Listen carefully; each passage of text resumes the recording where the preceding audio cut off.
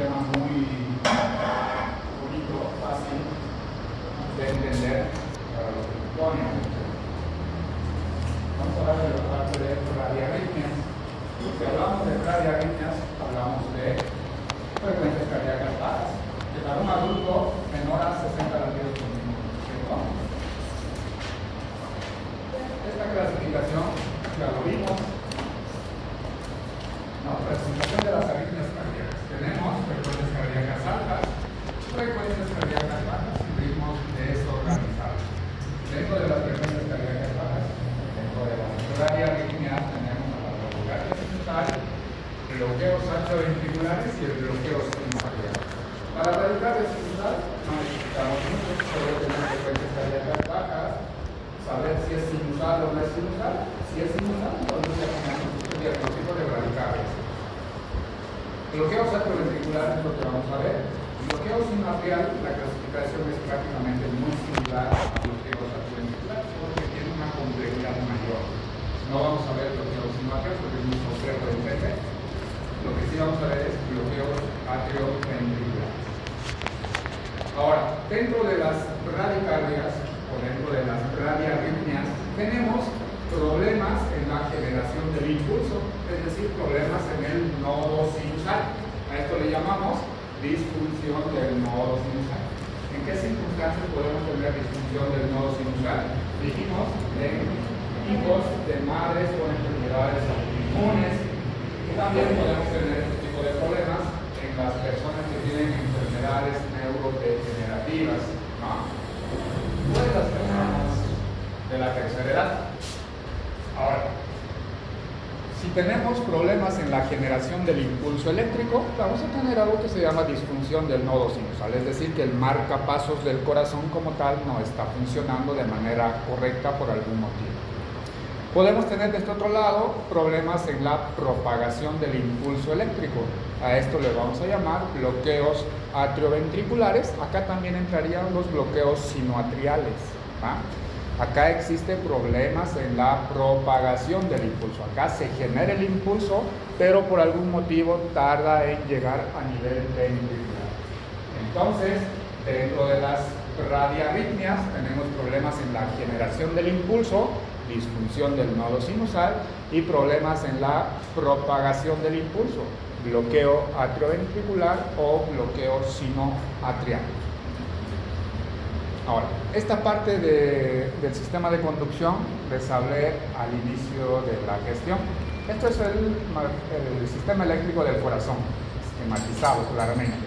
Nodo sinusal, haces internodales, nodo AB, haz de His, rama derecha y rama izquierda del haz de His, ¿no?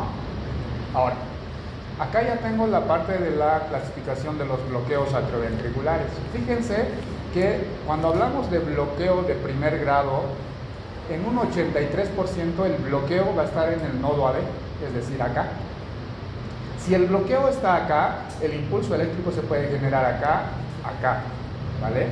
Ahora, fíjense en uno de segundo grado MOVIX 2, el 100% del MOVIX 2 es infragisiano, es decir, que el bloqueo está más o menos por acá.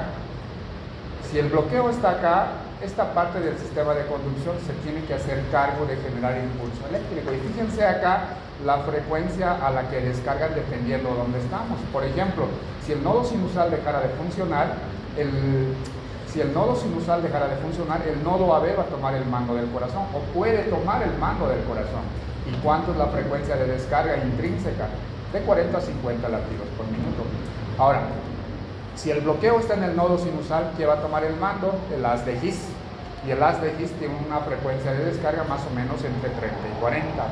Ahora, si el bloqueo está en el haz de His, entonces ¿qué va a tomar el mando del corazón? La parte más baja del haz de His. Y acá la frecuencia de descarga es menor, de 15 a 30. ¿Qué significa? Que mientras más bajo es el bloqueo, peor es el pronóstico. ¿Por qué? Porque las frecuencias cardíacas son menores. ¿Por qué? Porque si yo tengo por ejemplo, bloqueo de primer grado, en un 83% el sitio de bloqueo es en el nodo AB. ¿Ah? Ahora, si tengo el nodo AB acá esta parte del sistema de conducción del corazón puede tomar el mando del corazón y va a tener una frecuencia de descarga de más o menos 40-50 latidos por minuto. con 40-50 latidos por minuto, una persona probablemente pueda tener una actividad sin hacer actividad física, ¿no? Puede tener una actividad normal, ¿vale? Ahora, ya entrando en la parte de bloqueos atrioventriculares, esta es la clasificación.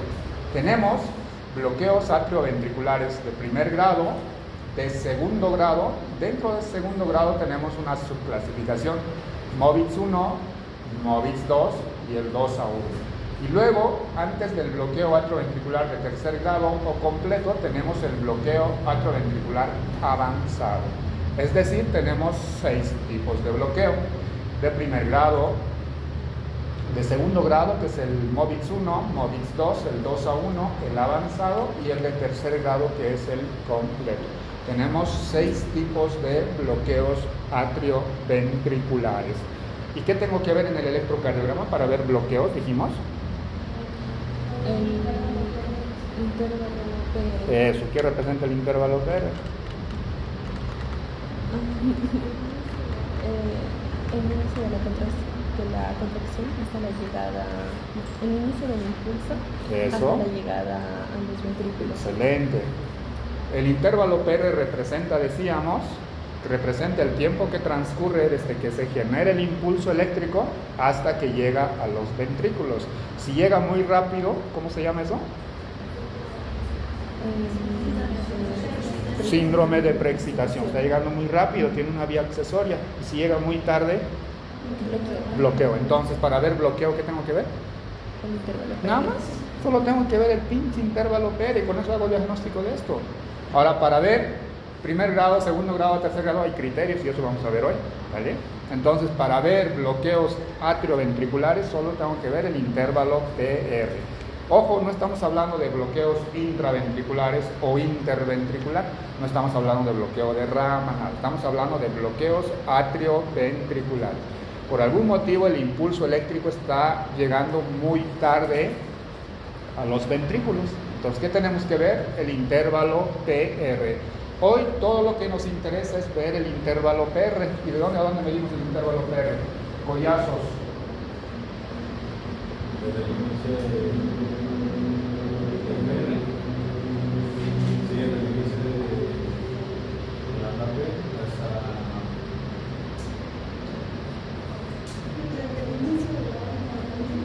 hasta el inicio del Eso. ¿Ves? Desde el inicio de la onda P hasta el inicio del complejo QRS es todo lo que tenemos que medir. Ahora, ¿cuál es la etiología? ¿Por qué existen bloqueos atrioventriculares? Tenemos bloqueos atrioventriculares de etiología, o sea, que llegan desde el nacimiento, congénito. Bloqueos atrioventriculares congénitos. ¿Y cuál es la prevalencia? Más o menos 1 por cada 15.000 a 20.000 recién nacidos vivos van a tener bloqueo atrioventricular de manera congénito. Ahora, lo congénito se puede deber a algo inmunológico, se puede deber a las cardiopatías congénitas, a una causa hereditaria, y si no es alguno de estos tres, la etiología va a ser idiopático.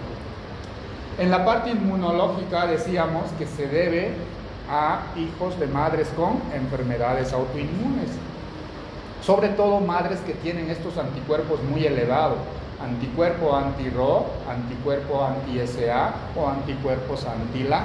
Son esos anticuerpos que atraviesan la placenta más o menos a partir de la semana 16 a 18. Es decir, el feto inútero no puede tener bloqueo AB antes de la semana 16 o 18. ¿Por qué? Porque estos anticuerpos maternos recién atraviesan la placenta a partir de la semana 16 o 18. Entonces, en toda madre o toda mujer embarazada con alguna enfermedad autoinmune, debemos de controlar bloqueos atrioventriculares a partir de qué semana? A partir de la semana 16 o 18, porque esa semana recién atraviesa estos anticuerpos a través de la placenta. Antes no lo atraviesa, entonces antes no podemos ver, ¿vale? Cuando la etiología es congénito y de causa inmunológica, normalmente el corazón es estructuralmente sano. Normalmente el corazón es estructuralmente sano. De todas las causas de bloqueos atrioventriculares congénitos, 1/3 se debe a la causa inmunológica. Madre con enfermedades como el lupus, artritis, esclerodermia, síndrome de Sjögren, etc. Entonces eso es lo inmunológico. Ahora, cardiopatías congénitas, por ejemplo, acá dice isomorfismos, doble discordancia y canal AB. ¿Qué será un isomorfismo? Tú sabes, Alicia, ¿qué es un isomorfismo? Decíamos.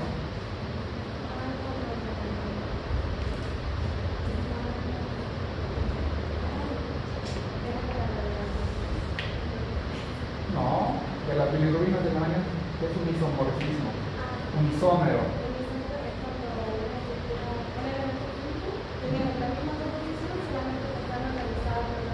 Ok, ¿un isomorfismo será igual o no? No.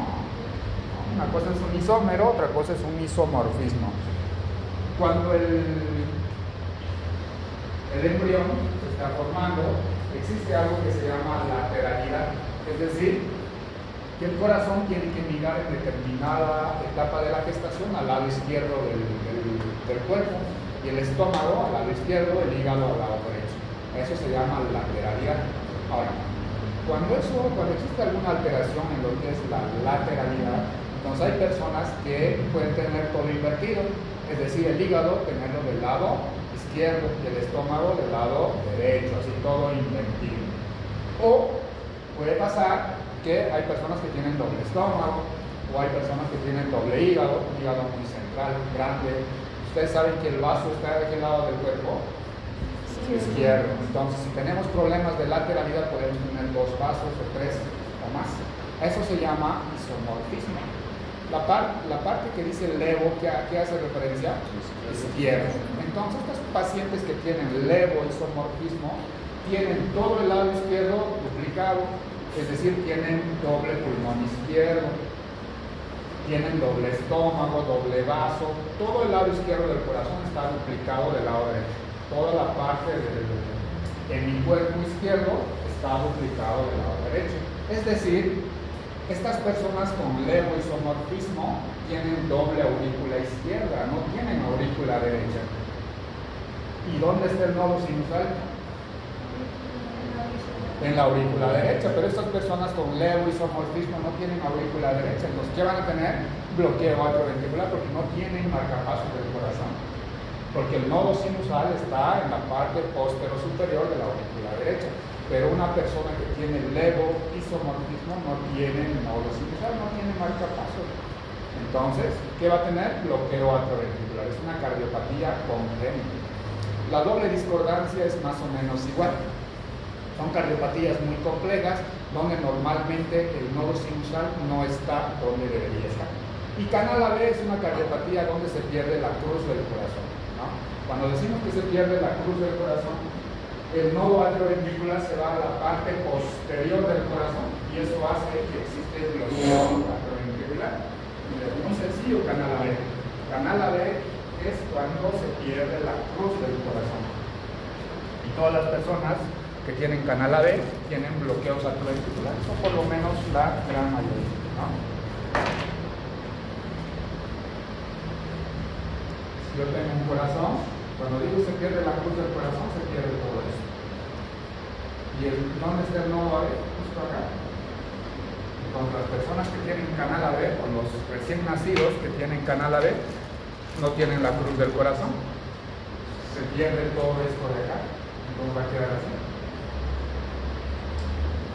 Y el nodo AB se va a ir a la parte posterior del corazón y eso va a causar bloqueos atrioventriculares. Esto, algunas de las cardiopatías que vienen con bloqueos atrioventriculares de manera congénita. ¿Y eso, doctor, no causaría igual una Brexit así? Si no hay AB. No, el nodo AB existe, solo se va a la parte posterior del corazón. No. Sí existe el nodo AB, sí existe el nodo sinusal, existe todo está normal. Pero como no existe la cruz del corazón, entonces el nodo se va a la parte posterior. Es como que el sistema de conducción se elonga o se estira, por así decirlo, y eso causa bloqueo atrioventricular. No causa preexcitación. Preexcitación, decíamos, que es vía accesoria, un cable extra que comunica atrios con ventrículos, ¿no?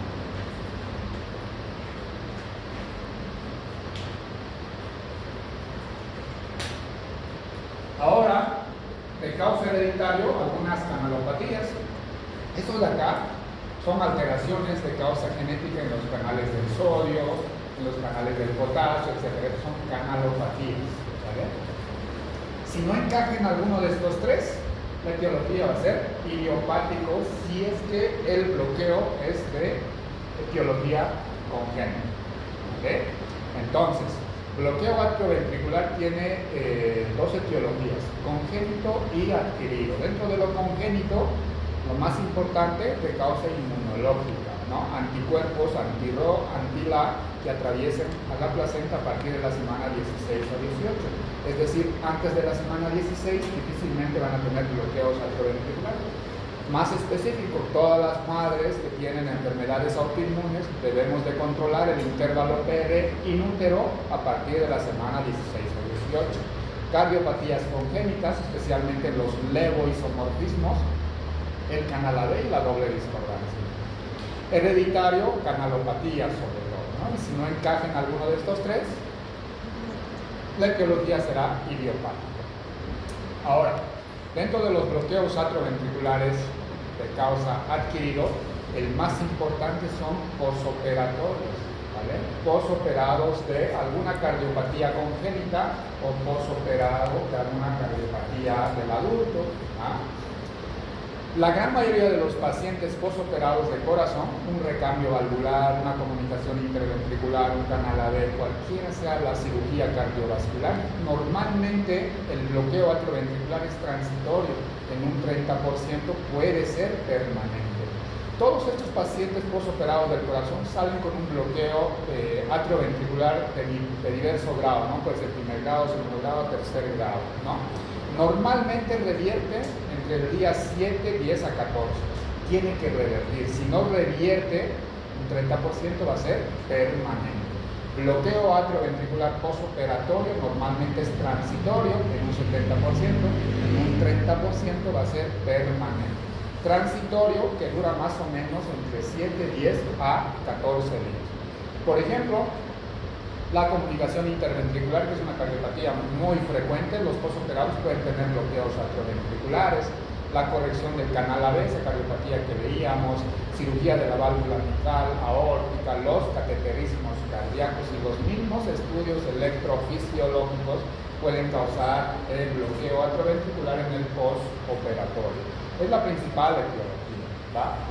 Ahora, dentro de las infecciosas también, las miocarditis, especialmente las miocarditis virales que causan infección o inflamación en el miocardio, un miocardio inflamado va a causar alteración en el sistema de conducción, entonces eso nos lleva a bloqueos atrioventriculares, la enfermedad de Lyme, Chagas, la tuberculosis, etc. Procesos infiltrativos, patologías metabólicas, la enfermedad de Kawasaki, carditis reumática, la cardiotoxicidad por quimioterapia y las distrofias musculares, las alteraciones neurológicas degenerativas también pueden causar un bloqueo atrioventricular adquirido. Ahora, en un paciente estructuralmente sano, un adulto que no ha sido operado del corazón, no tiene antecedentes de algún tipo de infección, pero que está en la terapia intensiva o que tiene alguna alteración renal o que está internado en algún tipo de cuidados intensivos. Esos pacientes siempre tienen este tipo de problemas en el equilibrio ácido-base o trastornos hidroelectrolíticos, ¿no? El equilibrio ácido-base o el desequilibrio ácido-base y las alteraciones hidroelectrolíticas causan bloqueos atrioventriculares, una acidosis, la hipercalemia, la hipocalemia, el hipotiroidismo puede causar bloqueos atrioventriculares, la hipoxia por mucho tiempo, un miocardio sometido a hipoxia por mucho tiempo puede causar bloqueo atrioventricular y la hipotermia, ¿no? Por ejemplo, un paciente que llega a la consulta, que no es internado, no es paciente renal, no va a tener este tipo de problemas. Pero un paciente que viene a la consulta, pero es paciente renal, que dializa, etcétera, etcétera, puede tener este tipo de problema. ¿Ah? Entonces tenemos que ver siempre el contexto. Resumiendo, dentro de las etiologías de los bloqueos atrioventriculares, congénitos y adquiridos. Congénitos, decíamos, enfermedades autoinmunes, cardiopatías congénitas, hereditarios y idiopáticos. Adquirido, especialmente postoperado, ¿ah? O procesos infecciosos del miocardio, infecciones, inflamación secundaria a un proceso viral, bacteriano, como Chagas o parasitario, es parasitario, ¿no? Tuberculosis bacteriana. La enfermedad de Kawasaki, carditis reumática, cardiotoxicidad con quimioterapia, etc. Y acá tenemos lo último, las alteraciones del desequilibrio ácido-base e hidroelectrolítico. ¿Listo? Eso como introducción. Ahora vamos a la parte más importante, bloqueo atrioventricular. ¿Cómo es un bloqueo atrioventricular de primer grado?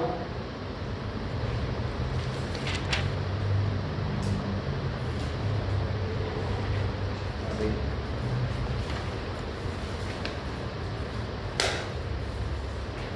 Bloqueo atrioventricular de primer grado. Primero, esto lo habíamos visto, que el intervalo PR varía de acuerdo a la edad, ¿cierto? Pero yo no les voy a preguntar cuánto es el intervalo PR en un niño de 3 a 6 meses, no. Para nosotros, bloqueo atrioventricular va a ser un intervalo PR que mide más de 200 milisegundos, es decir, más de 5 milímetros. Eso es bloqueo atrioventricular. Intervalo PR mayor a 200 milisegundos. Acá, en el primer trazo electrocardiográfico, ¿cuánto mide mi intervalo PR? 260 milisegundos. ¿Y eso es mayor a 200? Sí. Ahora, para catalogarse como de primer grado, tiene que ser un intervalo PR constante. Es decir, si yo mido este intervalo PR, si es 260, este debe ser 260 y este igual. Todos tienen que tener un intervalo PR igual, 260. Por eso dice intervalo PR constante. Fíjense acá, ¿cuánto mide el intervalo PR? 480 milisegundos, pero en todos es 480, ¿no? Entonces, bloqueo atrioventricular de primer grado e intervalo PR prolongado y constante. Pero todos tienen que conducir, es decir, esta onda P conduce a este complejo QRS, esta P conduce a este complejo, esta P conduce a este complejo. Todos los complejos QRS previamente tienen una onda P. Fíjense arriba, igual, P, QRS, P, QRS, P, QRS, P, QRS. Todos tienen que conducir. Si hay uno que no conduce, entonces ya no es bloqueo atrioventricular de primer grado. ¿Va? ¿En qué derivación? En cualquier derivación, en cualquiera.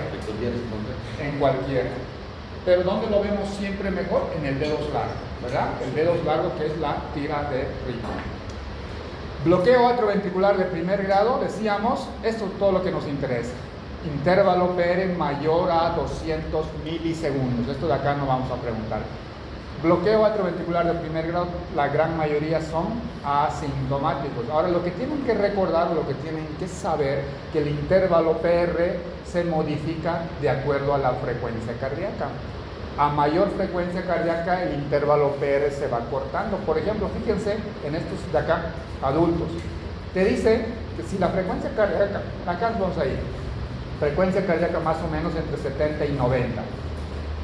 Intervalo PR va a ser prolongado mayor a 0,20, lo que decimos mayor a 200. Pero fíjense, este mismo paciente adulto, con una frecuencia cardíaca de 70 a 90, el intervalo PR es de 200 milisegundos.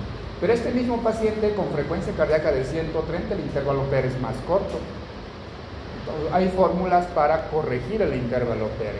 Solo recordar que el intervalo PR se modifica con la frecuencia cardíaca. Es todo lo que tienen que recordar. No les voy a preguntar, o sea, no vamos a aprendernos la fórmula para corregir el intervalo PR para ver si tiene bloqueo o no. Lo que tienen que recordar es que el intervalo PR se modifica de acuerdo a la frecuencia cardíaca. A mayor frecuencia cardíaca, el intervalo PR se va acortando. ¿vale?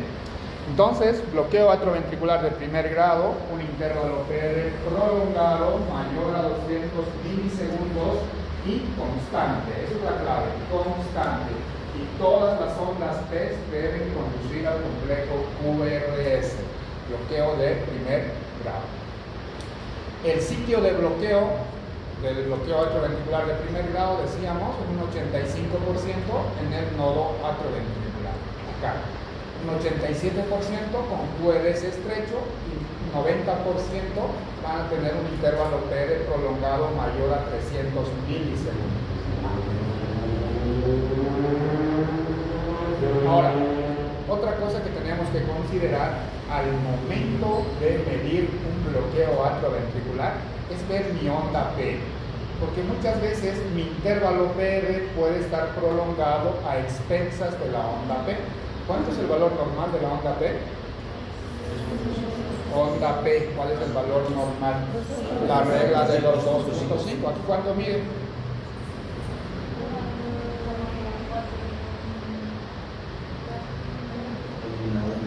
¿Cuánto mide? 4 es más de 2.5. Acá ¿cuánto mide mi intervalo PR? Más de 5, o por lo menos 5 está al límite. Yo puedo decir que esto es un bloqueo de primer grado. Pero fíjense, acá el intervalo PR está prolongado a expensas de la onda P. Este paciente lo que tiene es crecimiento. ¿Qué aurícula está crecido acá? La aurícula izquierda. Entonces el intervalo PR está prolongado a expensas de crecimiento auricular izquierdo. Probablemente este paciente no tenga bloqueo de primer grado, sino lo que tiene es crecimiento auricular izquierdo. Es por eso que el sistema de conducción se retrasa y el PR incrementa. Lo que tendría este paciente sería un bloqueo interauricular, ¿no? Es algo que siempre debemos de tomar en cuenta. ¿En qué tipo de pacientes tenemos esto? En los pacientes que tienen anomalía de Ebstein y en el canal atrioventricular. Estas dos son cardiopatías congénitas, ¿vale? Entonces, cuando ustedes midan un intervalo PR prolongado, recordar cuánto tiene que medir la onda P. Si mide más de 2.5, probablemente mi intervalo PR acá esté prolongado por crecimiento auricular izquierda y no sea un bloqueo atrioventricular de primer grado. Acá cuánto mide el intervalo PR, collazos.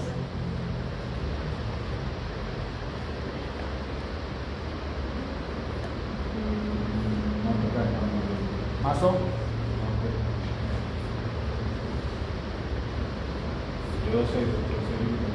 6 milímetros, eso sería 240 milisegundos, es mayor a 200, entonces ¿qué es?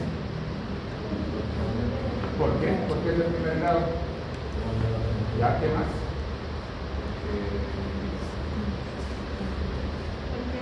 Porque es constante y ¿qué más? Todos conducen, fíjense, onda P, QRS, todos los complejos QRS previamente tienen onda P.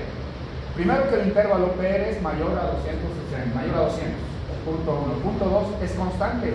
Este intervalo PR es igual a este es igual a este. Todos miden 240 milisegundos, ¿verdad? Entonces, este es un bloqueo atrioventricular de primer grado. Intervalo PR prolongado, constante. Y todos tienen que conducir. Acá, Esteban, ¿y cuánto mide ahí el intervalo PR?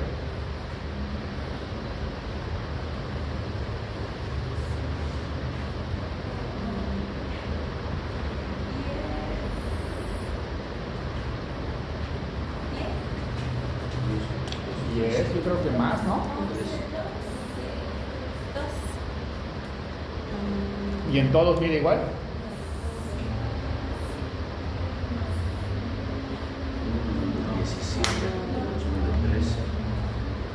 A ver, vamos a ir acá. Miren, acá empieza justo el complejo QRS. 5, 10, como 12 o 13 más o menos, ¿no? Ahora acá, mira, justo empieza acá. 5, 10, como 12 o 13. Acá. Más o menos después de un cuadrito, 5, 10, como 12 o 13. Acá, justo acá empieza, entre la onda P empieza justo acá en la línea. 5, 10, como 12 o 13, ¿no? Pero todos tienen onda P, PQRS, PQRS, PQRS, PQRS, PQRS, toditos tienen previamente una onda P. ¿Es un intervalo PR prolongado? Sí. ¿Todos conducen? Sí. ¿Es constante? Sí. Entonces es un bloqueo de primer grado. Entonces, ¿qué va a entrar al examen? Esta pinche tira de acá. Y listo. Tienen que medir el intervalo PR. ¿Qué tan difícil es medir un intervalo PR? Y en la interpretación se pondría... Diagnóstico nomás. Ahora, si les pongo un electro completo, tienen que describirla toda, ¿no? Eso no tienen que describirlo todo. Pero si te pongo una tira como este de acá,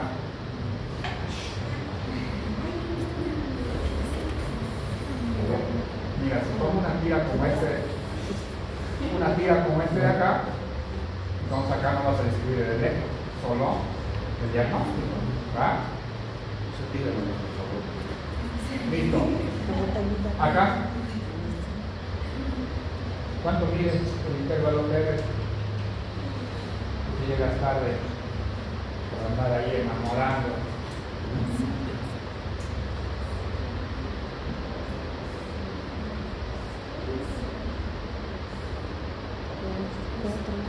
Oh. Parece que había ganado acá. 400. 6. A ver. 2. Sí, va, como 6. Ahora, ¿qué te parece la onda P? ¿Es una onda P normal o anormal? ¿Por qué es anormal? Doble P. Ya, ¿y eso qué es?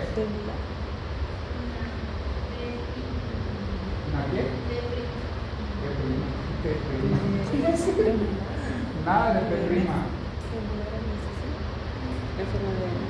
Una onda P. ¿Oh? La aurícula está crecida ya, ¿cómo estás? Pero mira tu onda P, ¿qué morfología tiene? Ya, eso, onda P, mitral, crecimiento de... ¿Pero qué? Ya, pero ¿qué aurícula está crecida? Listo, crecimiento auricular izquierdo, pero fíjense que el intervalo PR acá podríamos considerar un bloqueo o el intervalo PR está prolongado a expensas de la onda P. Entonces esos aspectos hay que tomar en cuenta, ¿verdad? En la anterior imagen que se ve donde está la onda P. Este acá, mira. Acá empieza tu onda P y termina más o menos acá.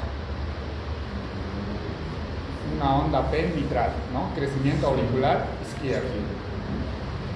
Y fíjense, mira acá, sí se ve. Por eso se los le agrandé esto, ¿no? Le han amplificado. Doctor, pero igual sería bloqueo auricular. Bloqueo auricular. Pero expensa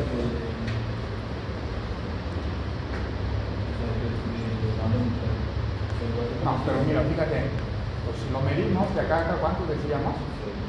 6. ¿Y cuánto mide nuestra onda P? Casi 4, ¿no? Entonces, si esto mide como 6, entonces, si esto debe medir normalmente 2,5, tiene más o menos 1,5, es decir, probablemente solo sea un bloqueo interauricular, ¿no? Por crecimiento auricular izquierdo y no sea un bloqueo auricular de primer grado. Este es el ejemplo que les daba acá, para que siempre tomen en cuenta esto de acá.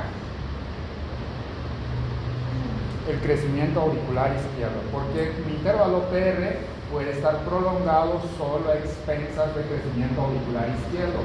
Ya no sería un bloqueo atrioventricular de primer grado, sería un bloqueo interauricular. Entonces, en este caso, el diagnóstico se pondría así. Sí. La intervalo PR aumentado. A expensas de la onda P. Este de acá, si tú consideras, mire, el intervalo PR mide 240 milisegundos, 6 milímetros, ¿cierto? Pero tu onda P más o menos mide 160, 4 milímetros, ¿no? Si lo normal es 2.5, entonces ¿cuánto está crecido? 1.5 más, ¿no? Y acá tiene 6, está crecido 1 más, 1 milímetro más, ¿no? El intervalo P está prolongado. Si tú lo restas del crecimiento atrial, entonces no te da para bloqueo atrioventricular de primer grado, te da para un bloqueo interauricular por crecimiento auricular izquierdo. Entonces, estrictamente hablando, esto no sería un bloqueo atrioventricular de primer grado, sería un bloqueo interauricular por crecimiento auricular izquierdo. ¿Ah? Listo. Vamos. Dentro de los bloqueos atrioventriculares de segundo grado tenemos el MOVITS 1, el MOVITS 2 y el 2A1, ¿cierto? Bloqueos atrioventriculares de segundo grado. ¿Qué características tiene que cumplir un electrocardiograma para considerar bloqueo atrioventricular de segundo grado? MOVITS 1. El MOVITS 1 tiene esto que se llama fenómeno de Benkevac. Fenómeno de Benkevac. ¿Y qué es el fenómeno de Benkevac? Prolongación progresiva del intervalo PR hasta que un impulso atrial falla en la conducción. Hasta que un impulso auricular o atrial falla en la conducción. A esto se refiere. Onda P, QRS, P, QRS, P, QRS, y esta P ya no conduce a su complejo QRS. ¿Va? Eso es el fenómeno de Benkevac. Prolongación progresiva del intervalo PR hasta que esta P no conduce. Acá está la prolongación. Este intervalo PR mide 190 milisegundos. Este segundo ya mide 280. El tercero mide 360. El intervalo PR se va prolongando hasta que esta onda P ya no conduce. Bloqueo atrioventricular de segundo grado, MOVITS 1. ¿Y qué es el fenómeno de Benkevac? Prolongación progresiva del intervalo PR hasta que una onda P no conduce. Y luego, fíjense, esta P no conducida, luego el intervalo PR es mucho más corto si yo comparo esto con el previo al bloqueo. El intervalo PR inmediatamente después de la onda P no conducida es el más corto, este de acá. ¿Se entiende? No, vamos a repetirlo. Primero, para bloqueo de segundo grado, decíamos, tenemos 3. MOVITS 1, MOVITS 2 y el 2A1. 3 tipos de bloqueos atrioventriculares de segundo grado. Ahora, el MOVITS 1 tiene este fenómeno que se llama fenómeno de Benkevac. No sé cómo le pronuncian ustedes. Es inglés, ¿no? Para mí es Benkevac. No sé cómo pronuncian. Ahora, ¿qué es el fenómeno de Benkevac? Prolongación progresiva del intervalo PR hasta que un impulso auricular, es decir, una onda P, falla en conducir. Acá está, conduce, y este ya no conduce porque aquí no hay un ventriculo. Luego recién aparece otra P y otro P. Esto es el fenómeno de Benkevac. Prolongación progresiva del intervalo PR hasta que un impulso auricular falla en la conducción. Y luego te dice, el intervalo PR inmediatamente después de la onda P no conducida, es decir, este intervalo PR, es el más corto. Este es el más corto de estos. Entonces, esto es un primer grado, un MOVITS 1, perdón.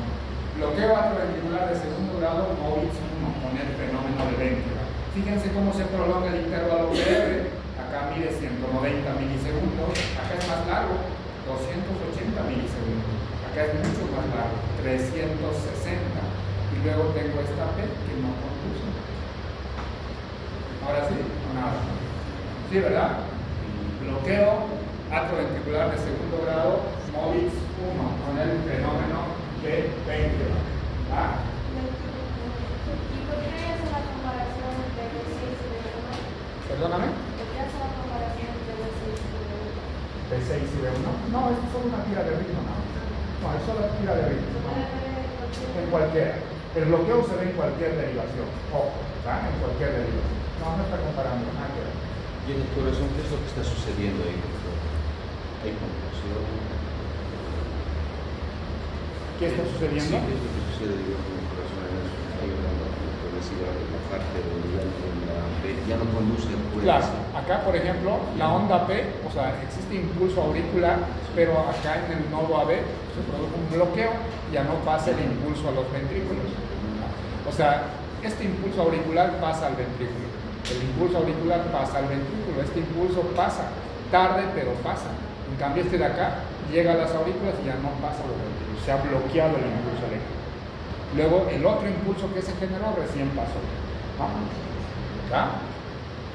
Y luego existe un acortamiento progresivo del RR. Eso es más, bueno, eso no lo aprenden porque es más para complicarnos la vida.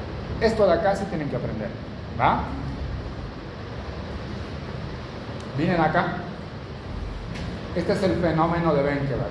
Fíjense este intervalo PR más largo y esta P ya no conduce. Y este intervalo PR es mucho más corto si lo comparo con este. ¿Ah?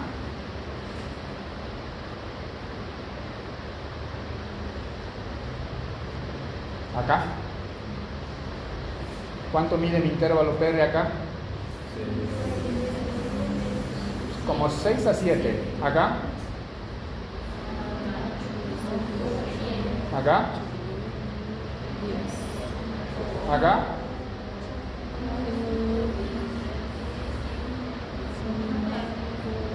Entonces fíjense cómo el intervalo PR se va prolongando hasta que esta onda P ya no conduce. Y luego tengo este intervalo PR que es mucho más corto si le comparo con este. Fenómeno de Benkeberg. Prolongación progresiva del intervalo PR hasta que una onda P falla en la conducción. Acá se generó el impulso eléctrico, pero ya no pasó a los ventrículos. ¿Por qué? Porque se ha bloqueado en algún lugar, ¿no? ¿Y dónde es el sitio de bloqueo? 75% en el nodo atrioventricular, ¿no? Un 99% de los bloqueos atrioventriculares MOVIX 1 son de QRS estrecho. Fíjense acá, solo con 2 latidos. Acá mi intervalo PR mide 400 milisegundos, acá es 440 y luego tengo una onda P que no conduce. Y fíjense acá mi intervalo PR es 240, es mucho más corto si lo comparo con esto, ¿verdad? Fenómeno de Benkeberg. ¿Sí? Acá. A ver, Alicia. ¿Cuánto mide el intervalo PR? Si quieres, acá.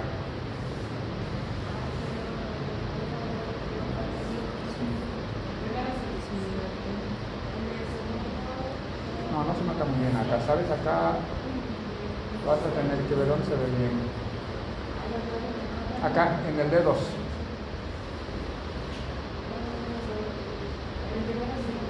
Sí, con el segundo.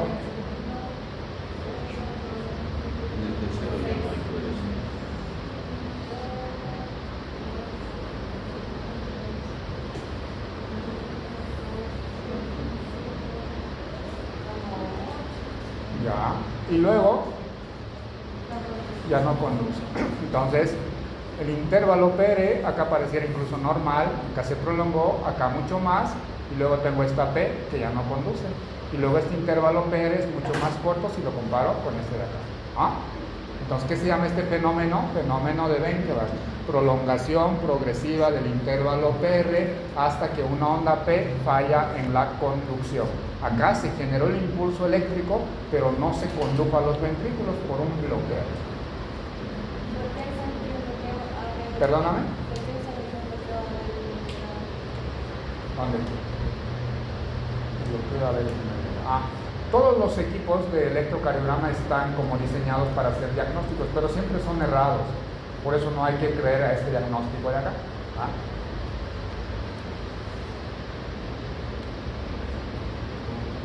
Este de acá. A ver, vámonos abajo en la tira de ritmo. Acá.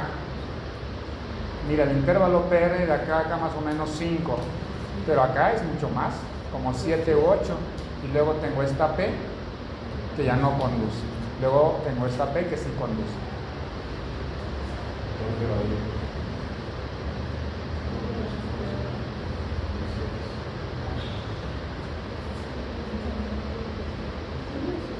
¿Sí? A ver, mide este intervalo PR, es mucho más corto si lo comparas con este de acá, ¿verdad? Acá lo mismo, mira, este intervalo PR es corto, más largo, y este ya no condujo. Y luego de repente esto volvió a conducir, ¿no? Siempre hay un impulso eléctrico, en los de segundo grado siempre hay uno que no conduce. ¿Ah? En cambio, en el de primer grado todos conducen, tarde, pero conducen. Listo, vámonos al bloqueo atrioventricular de segundo grado, MOVITS 2. ¿Cómo es un MOVITS 2? El intervalo PR es constante, empezamos de ahí, acá no hay el fenómeno de Benkeler. El intervalo PR es constante, puede ser normal o puede ser prolongado en las P's que conducen. De repente hay una onda P que no conduce. ¿Ah? Intervalo PR normal o prolongado y de repente tienes una onda P que no conduce. Eso es un MOVITS 2. Intervalo PR normal o prolongado, pero debe ser constante y de repente hay una onda P que no conduce. Y el intervalo P a la otra onda P normalmente es constante. Y ahorita lo vamos a ver. Miren, el ejemplo de abajo, en la segunda tira acá, tengo un intervalo PR que parece ser normal, y tengo una onda P que no conduce. ¿Ah? Ahora, si yo mido el intervalo de una onda P a otra onda P, normalmente es igual, es el mismo. ¿Ah? A eso se refiere que el intervalo TP es constante. Mido un intervalo de una onda P a otra onda P, normalmente es constante. Bloqueo atrioventricular de segundo grado, MOVITS 2. El intervalo PR primero que es constante, pero ojo, acá el intervalo puede ser incluso normal o puede estar prolongado, ¿no? En todas las ondas P que sí conducen. De repente tenemos una onda P que falla en la conducción. Acá tenemos el MOVITS 2. Fíjense, este intervalo P es normal, mide como 3, 120 o 140. Este es el mismo, y de repente tengo esta P que no conduce. Intervalo PR normal, constante, y tengo una onda P que no conduce. ¿Sí? Bloqueo atrioventricular de segundo grado, MOVITS 2. Acá no hay el fenómeno de Benkeler. Ya no se prolonga, no es progresivo, es de repente, ¿no? Normal, y esta no conduce. Y si el intervalo PR se ha prolongado, ¿cómo diferencia del primer grado? ¿Cómo? O sea, si digo que puede ser normal o prolongado. Acá. Y si es prolongado, ¿cómo la diferencia del primer grado? Porque en el del primer grado todos conducen. Todos conducen. Esa es la clave, que en el primer grado todos conducen. De segundo grado siempre hay uno que no conduce. En el MOVITS 1 se va prolongado y no conduce. En cambio acá, normal, y de repente no conduce. O puede ser prolongado y uno no conduce. Pero acá tiene que ser constante. Acá el intervalo PR tiene que ser constante. Lo dice en la definición, fíjense, intervalo PR constante. ¿No? Y te dice acá normal o prolongado. En todas las P's que son conducidas. Y de repente tenemos una onda P que no conduce a su ventrículo. MOVITS 2. Intervalo PR constante, pero puede ser normal o puede ser prolongado. De repente tenemos una onda P que no conduce. Solamente es prolongado, más de 200. Pero todos conducen. Todos conducen. Es progresivo, pero hay un El MOVITS 1. sí, el MOVITS 2. todos son igual constantes, tienen, pero hay uno que no conduce. Eso. Pero puede ser normal o prolongado, ¿no? De repente hay uno que no conduce. Ese es el MOVITS 2. El sitio de bloqueo acá ya se complica. Ahora, recuerden, bloqueo atrioventricular de primer grado, de segundo grado y MOVITS 1 normalmente no necesitan tratamiento. A partir del MOVITS 2 la cosa se complica y acá pueden requerir tratamiento. ¿Por qué? Porque el sitio de bloqueo en un 80% es infragisiano, debajo del haz de His. Entonces acá la frecuencia de descarga es menor, entonces probablemente estos pacientes sí requieran marcapasos. El tratamiento de un bloqueo atrioventricular es siempre marcapasos. Solo hay tratamiento paliativo, o sea, un tratamiento, no se puede, le ponemos galatropina, por ejemplo. Atropina para que la frecuencia cardíaca incremente por un momento. Pero es un momento. El tratamiento definitivo de los bloqueos atrioventriculares que necesitan tratamiento es marcapasos. ¿Va? Entonces, en el de segundo grado, MOVITS 2, en un 80% el sitio de bloqueo es infragiciano. Y la gran mayoría son de QRS ancho. ¿Vale? También puede haber de QRS angosto cuando son giciano en un 20%, es decir, un poco más arriba. ¿Ah? Mira, este por ejemplo es uno de segundo grado, el intervalo PERE acá cuánto mide, como 5, puede ser normal, este mide igual y de repente no conduce. Acá, atrio, haz de His, ventrículo, atrio, haz de His, ventrículo, atrio, haz de His, ventrículo, atrio, haz de His y ya no hay ventrículo. Y el tercer bloqueo de segundo grado es el 2-1. La definición es bien simple. Solo se conducen latidos alternantes. Una onda P conduce y la otra onda P no conduce. Y los intervalos PR son constantes en los latidos conducidos. Fíjense acá, esta onda P no conduce, esta P sí conduce. Esta P no conduce, esta conduce. Una conduce, la otra no conduce. Bloqueo atrioventricular de segundo grado tipo 2-1. 2-1 porque una onda P, dos ondas P por cada complejo QRS. Una onda P, dos ondas P por cada complejo QRS. Bloqueo atrioventricular de segundo grado tipo 2-1. ¿Ah? Solo latidos alternantes conducen. Y el intervalo PR normalmente es constante en los latidos conducidos. Es decir, acá mi intervalo PR mide 200, acá también mide 200 en los latidos conducidos. ¿Va? De segundo grado tipo 2-1. Ahora, el sitio de bloqueo pueden estar por encima del nodo o por debajo del nodo. Por encima del nodo va a tener estas características. Miren, acá también lo mismo. Esta P no conduce, esta conduce. No conduce, conduce. No conduce, conduce. ¿Va? 2-1, o pueden ser debajo del nodo. Lo mismo, conduce, no conduce, conduce, no conduce. 2-1. Entonces, algún diagnóstico diferencial del 2-1, esto de acá no lo vamos a ver porque es un poquito más para especialidad. Acá, onda P que conduce y esta P ya no conduce. Esta conduce, esta no conduce. Conduce, no conduce. Conduce, no conduce. Entonces, ¿qué tenemos? Una P, dos ondas P por cada complejo QRS. 1, 2, complejo QRS. 1, 2, complejo QRS. Dos ondas P por cada complejo QRS. Bloqueo atrioventricular de segundo grado tipo 2-1. Y antes del bloqueo de tercer grado o completo tenemos el bloqueo atrioventricular avanzado o de alto grado. Acá la definición es muy sencilla. Falla en la conducción de dos o más ondas P, pero de manera consecutiva. ¿Qué pasó? ¿Qué se conduce? Puede ser normal o prolongado.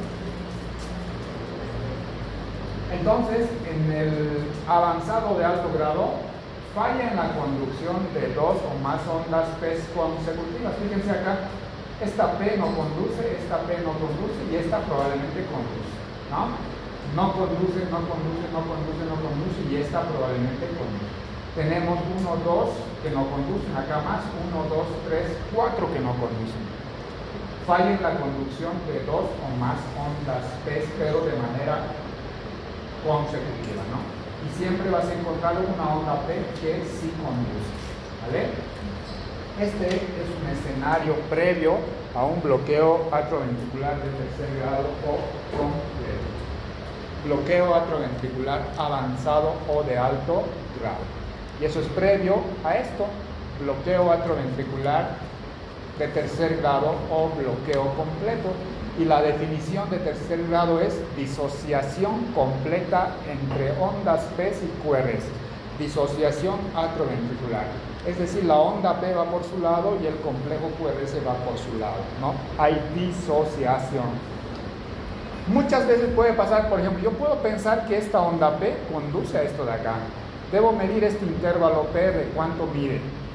Si encuentro que hay otro intervalo PR que mide igual, probablemente no sea de tercer grado, ¿no? Pasa que muchas veces caen al azar, ¿no? Es decir, esto cae acá y yo puedo pensar que conduce a esto de acá, pero no es así, ¿vale? ¿Qué vamos a ver? Que el ritmo auricular normalmente es más rápido que el ventricular. Vamos a ver más ondas P que complejos QRS. El intervalo PR obviamente va a ser cambiante si es que lo encontramos, y el intervalo RR va a ser totalmente regular. ¿Por qué es regular? Porque los impulsos ventriculares están dados por alguna parte del sistema de conducción, es decir, por esta parte. Y esto tiene una descarga sincrónica o regular, ¿no? Por eso el RR normalmente es regular. Mira, si yo miro de acá a acá, y miro de acá a acá, y de acá a acá, casi siempre es lo mismo. El intervalo RR normalmente suele ser regular en el bloqueo de tercer grado. Bloqueo atrioventricular completo o de tercer grado, disociación atrioventricular. Las aurículas por su lado y los ventrículos por su lado. Siempre vamos a encontrar más aurículas que ventrículos. El intervalo PR obviamente va a ser cambiante, no van a haber dos intervalos PR iguales, y el intervalo RR normalmente es regular. Acá.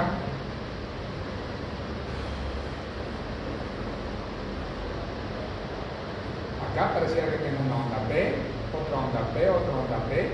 Yo puedo pensar que este conduce a este de acá, pero debería de encontrar un intervalo PR del mismo tamaño en algún lugar, y no.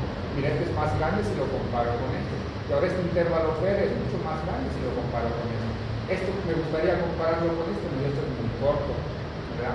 No hay un intervalo PR regular, no lo vamos a encontrar, pero sí el intervalo RR es regular.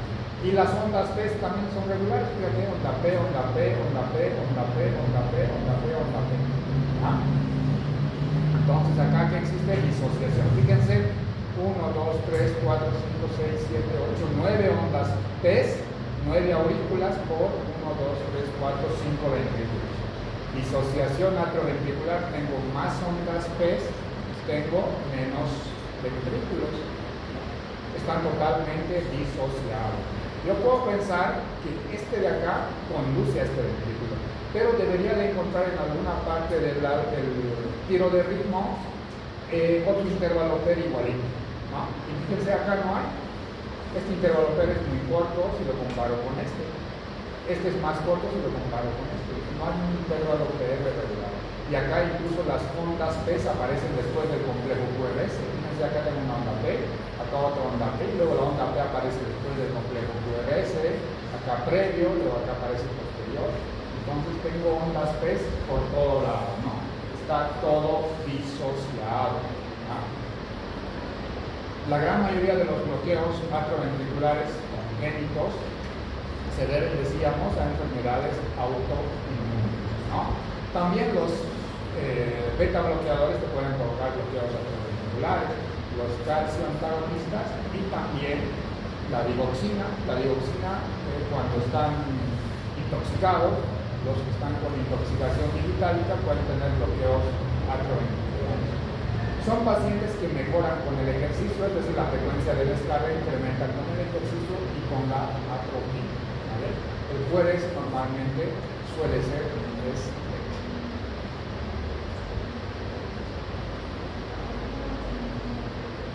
acá, una P, dos P. Si esta P pareciera que condujera este ventrículo, pero este intervalo P es mucho más largo si yo lo comparo con este de acá.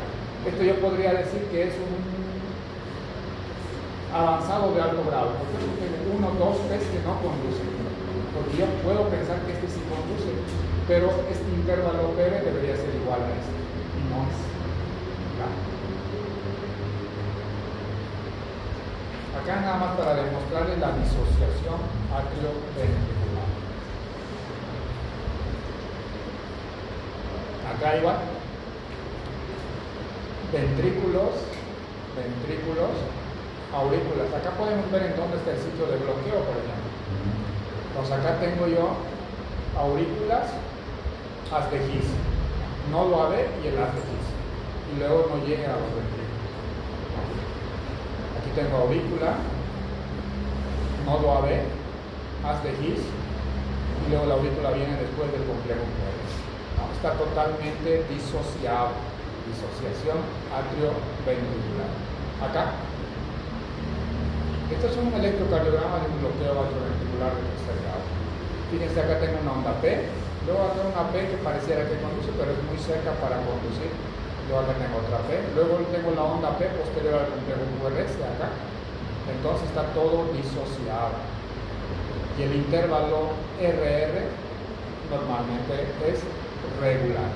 Eso lo he dicho que era porque había otros focos que estimulaban al ventrículo. ¿Más fuerte?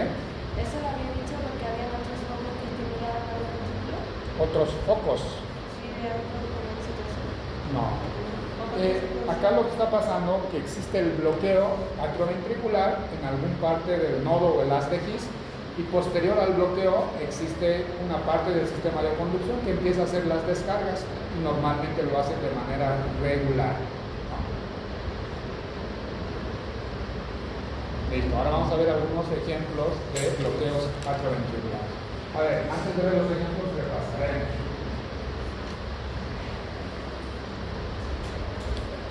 Bloqueos atrioventriculares de primer grado. Decíamos que el intervalo Pérez va a ser prolongado, siempre tiene que ser prolongado en el de primer grado, ¿verdad? Pero todos tienen que conducir y el intervalo Pérez tiene que ser constante. 3 reglas tiene que cumplir: que todos conducen, que el intervalo Pérez es constante y que es prolongado, ¿no? Eso es bloqueo atrioventricular de el MOVITS 1.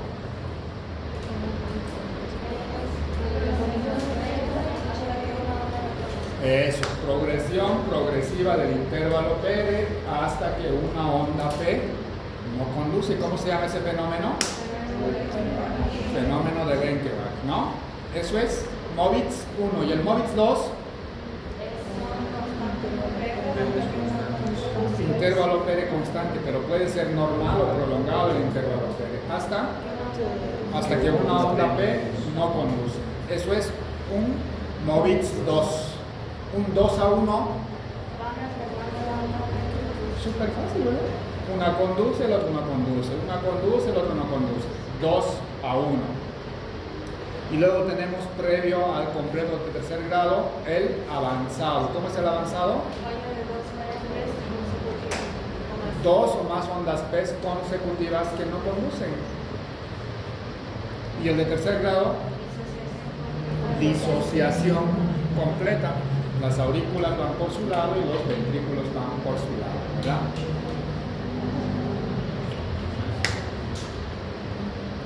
A ver, vamos a ver si se ha entendido.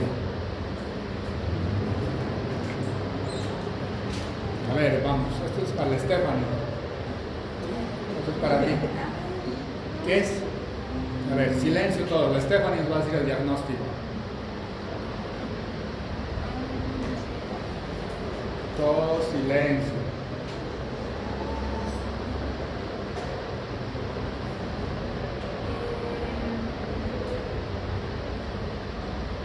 Diría que es el segundo grado de MOVITS 1. ¿Por qué?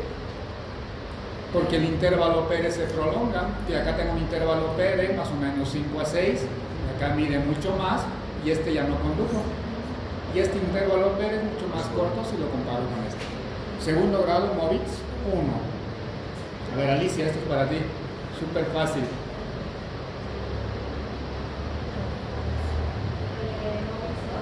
MOVITS 2, ¿por qué? Porque el intervalo Pérez es constante, pero está prolongado, ¿verdad? Y que no conduce. Este es un MOVITS 2. Ángela, ¿qué es este electro? Esto es para ti.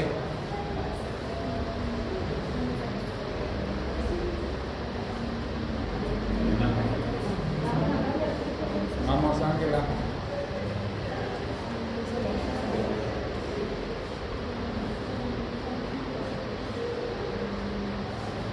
A ver, Collazos, ayúdalo.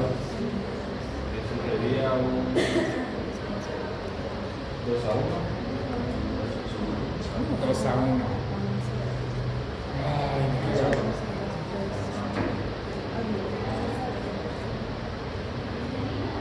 Alicia, ¿qué es?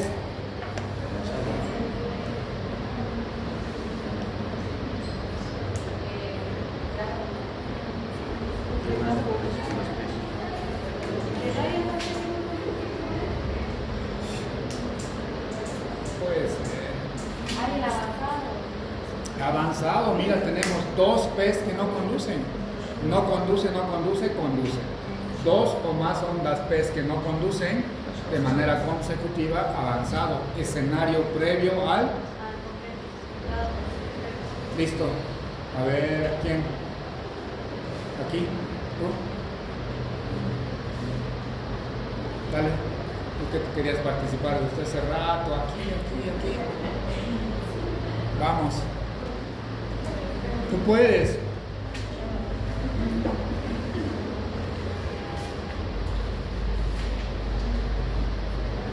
Vamos.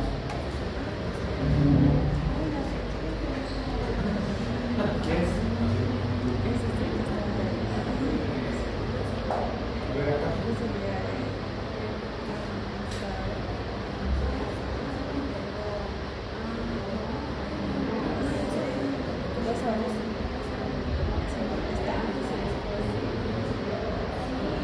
No.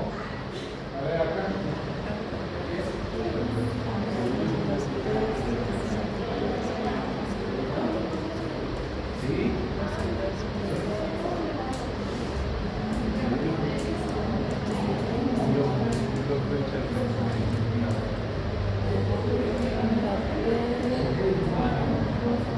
¿Sí?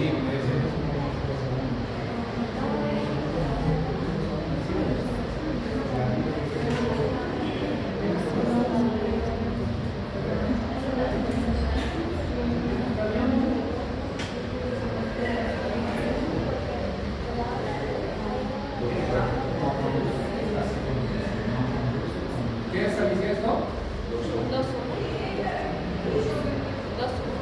2-1. Segundo grado, 2-1. Tenemos 2 ondas P por cada complejo QRS. 2-1. A ver, este de acá. ¿Qué es?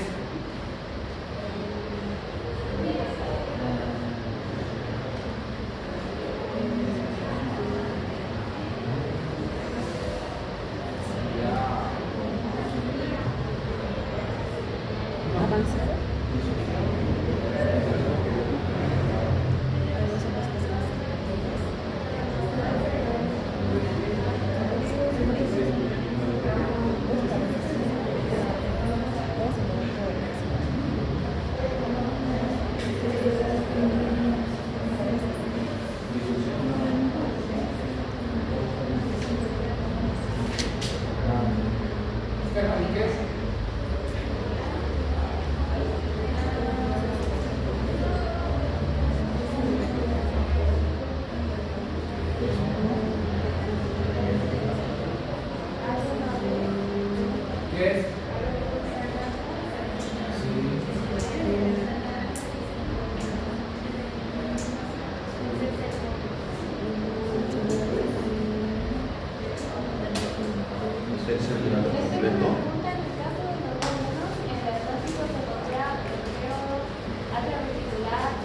Segundo grado, 2-1. Porque es de segundo grado, ¿no? ¿Qué es este elemento? Es para hoy, no para mañana.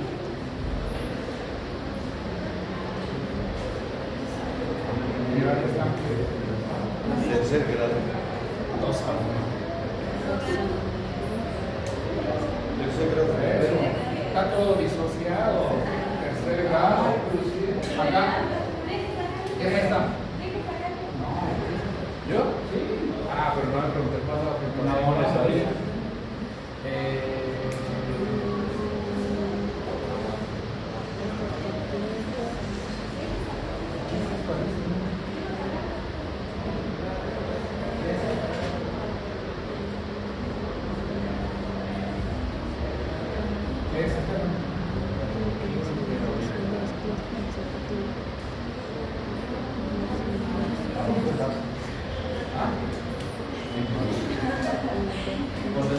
nada, ya, yes.